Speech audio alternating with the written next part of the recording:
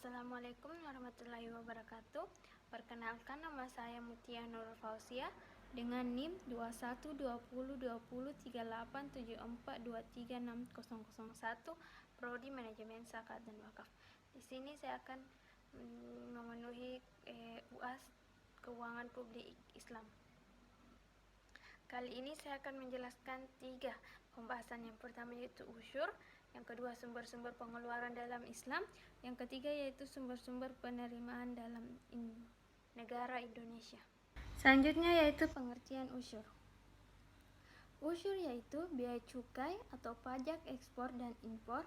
Usyur adalah harta yang diambil dari hasil perdagangan ahlut zimah dan penduduk Darul Harbi yang telah melewatkan daerah perbatasan negara Islam sebagai hak kaum muslim.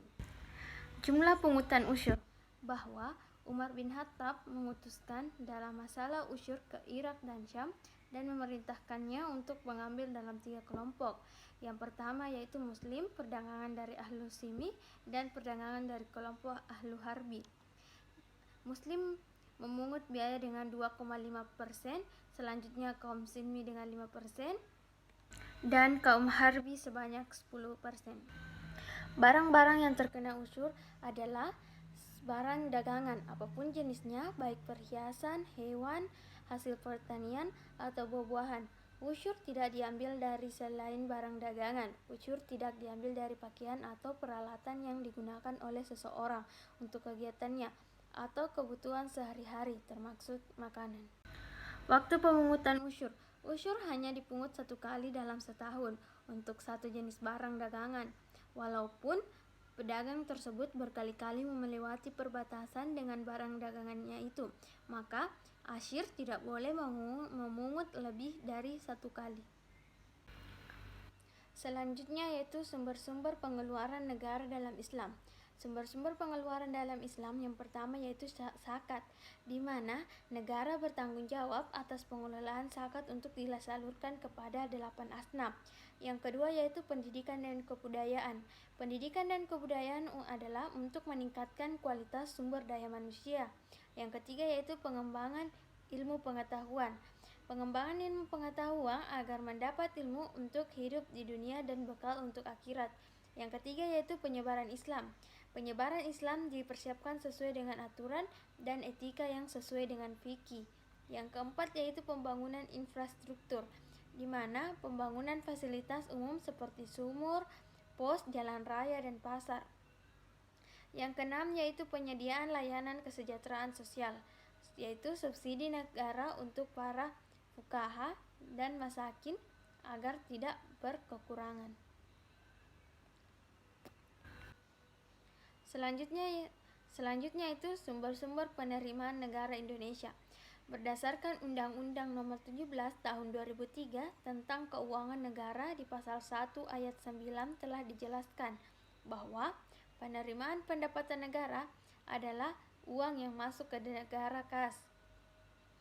Pendapatan negara adalah hak pemerintah pusat yang diatur sebagai tambahan nilai kekayaan bersih. Kekayaan yang dimaksud ini adalah penerimaan pajak, penerimaan bukan pajak, dan hibah. Selanjutnya yaitu pajak. Pajak adalah iuran masyarakat yang wajib dibayar kepada pemerintah tanpa imbalan dan negara berhak untuk memaksa. Sumber-sumber penerimaan negara Indonesia yang pertama yaitu PPh, yaitu pajak penghasilan kepada seorang wajib pajak atas benda atau pendapatan dalam jangka waktu 1 tahun. Yang kedua yaitu biaya cukai, pendapatan negara terhadap barang tertentu yang memiliki sifat seperti undang-undang cukai. Yang ketiga yaitu PPN, pajak atas konsumsi barang dan jasa dalam daerah yang dikenakan secara bertingkat dan setiap. Selanjutnya itu pajak pendapatan lainnya. Pajak ini merupakan sumber pendapatan negara yang tidak termasuk dalam salah satu objek di atas dan memiliki persen lebih kecil dibandingkan lainnya.